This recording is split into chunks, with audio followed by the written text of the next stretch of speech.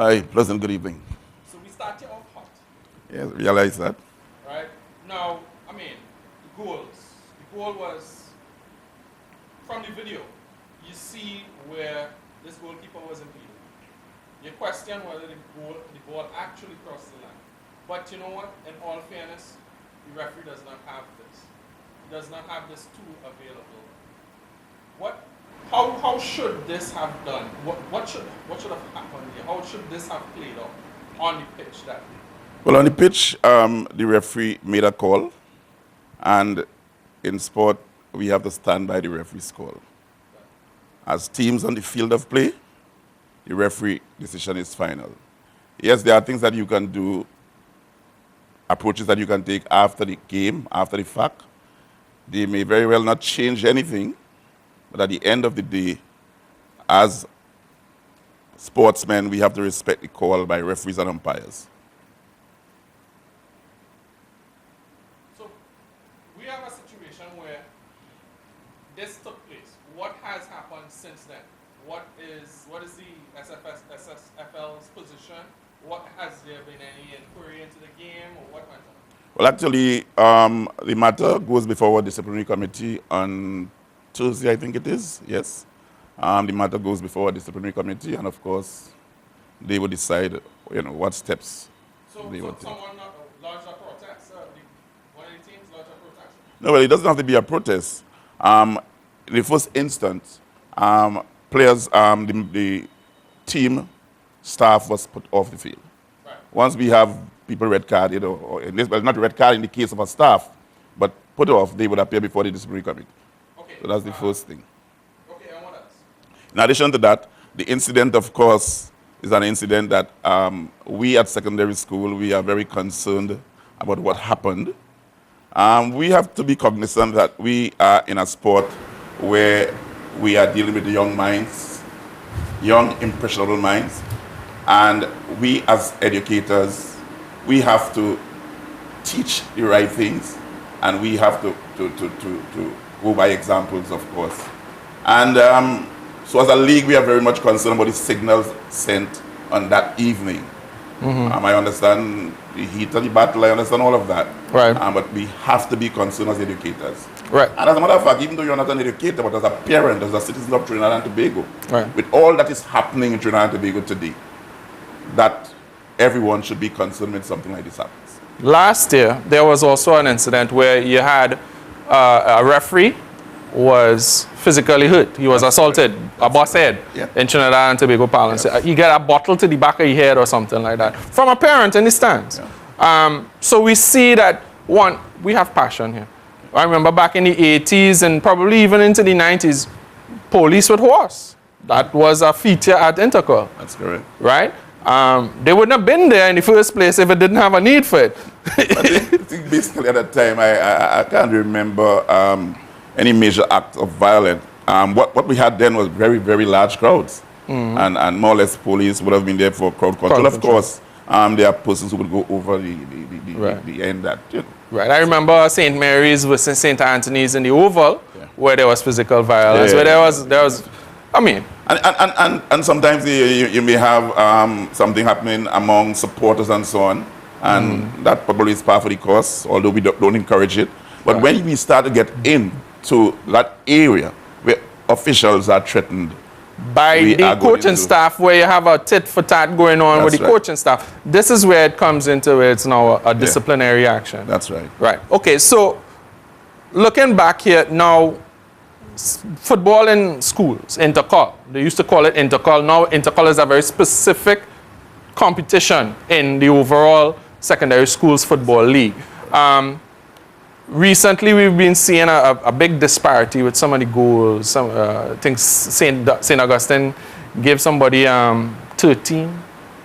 Yeah, that has been happening in some of the zones. In Central Zone, for example, we have teams that have scored 20 goals against other teams and so on. Of course, we as a league, we have been observing that, and we have taken some sort of action to try to bring back some quality to the football, and have teams who are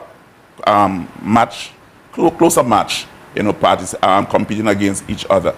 Over the years, of course, we have expanded the league, and of course, we have so many other secondary schools being built over the recent times, over the last couple of years and so on, and the league expanded.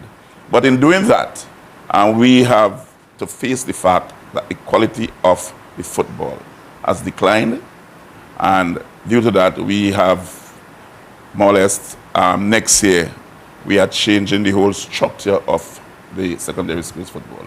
Okay, remember, calls 225-9476. We want to hear your views. This is Mr. William Wallace, secondary schools football. Please, when you call in, remember, stick to the point, get to the point quickly, and you may have to hold.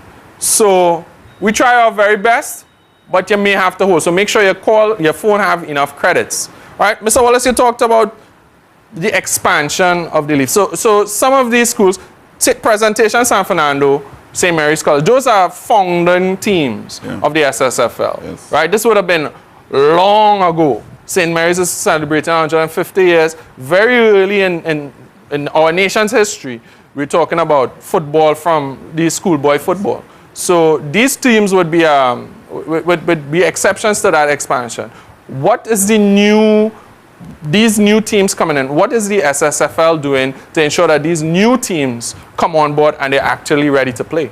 Well, as I said... Hold on, thought. We have a caller. Caller? You're on the record. Good night, sir. How are you doing? Good day, and to your guest, Mr. William Wallace. Pleasant good evening. Yes, say with all due respect to you, I don't know. I've seen the clip of that goal, right? And from my point of view, I believe that when the goalkeeper collected that ball, he was over the line. This is just my view. Before there was any contact between him and the speaker from the opposing team. However, be that me, I'm happy that Mr. Wallace has made the point that we have got to understand that in any sport, the referee or the umpire's decision is always final. There's always recourse if you are not happy with what happens on the field of play. And as a result, you can take the necessary action. And in particular, and I'm happy that Mr. Wallace has made the point that what is happening in the country today, where indiscipline and violence and the youth rebelling and so on and turning to gang and so on, I don't think that such actions that was taken by the technical staff should be condoned. Sport in schools in particular has always been used since time immemorial as a medium in order to assist in the all-round development of our young people, our students. The playing field is an extension of the classroom. And I believe that this sort of action should not be condoned, and I'm looking forward anxiously to see what disciplinary action would be taken by the SSF. We've got to remember again, sport in school is not just about winning. Winning is not the only thing. It is to assist in the all-round development of our young people. Thank you for your call, sir. All right. First thing, the ball has to completely go over the line, not the player. You don't score a player. Mr. Atong, nobody volleys Mr. Atong over the line and you score a goal. So the ball physically has to be, if this is the line, the ball has to completely go over the line, right? So aside from that, he was pushed over the line. We're not going there. We can't second guess the referee's decision. The referee was out of the play. We ain't even going there. But the disciplinary committee is not meeting to discuss whether it was a goal or not because they can't replay the match. Once the referee sign, the coaches sign, that's the end of it right there. All right? So what happens now? The disciplinary committee has to meet, so I guess you can't discuss that. Well, definitely, I would not dare go down that road. I will leave it so the process would be done without any kind of interference publicly. Right. Okay. So, right, we want to take another call from Sawa. Sawa, you're on the record. Hello, good night. Yeah, good night. How are you doing? I'm cool, my brother. What's up? Talk to us. Well, the game between the two teams, Presentation and CIC, right? Yeah. Go ahead. When the only person who could have been 100% sure about goal Right. would have been the assistant linesman who was exactly in line of the play. Should have been. But we can't see from the footage. Only, and as a side, that's a side view. If you watch a front view, you cannot determine if that is goal or not. Right. Well, like I said, regardless, the officials on the pitch don't have the benefit of live video. They don't have the benefit of slow motion replay. They don't have those things available. So, Mr. Wallace, we're going to take a quick break. Callers, remember, 225-9476. We're going to take a quick break. And you're still on the record. Don't go nowhere.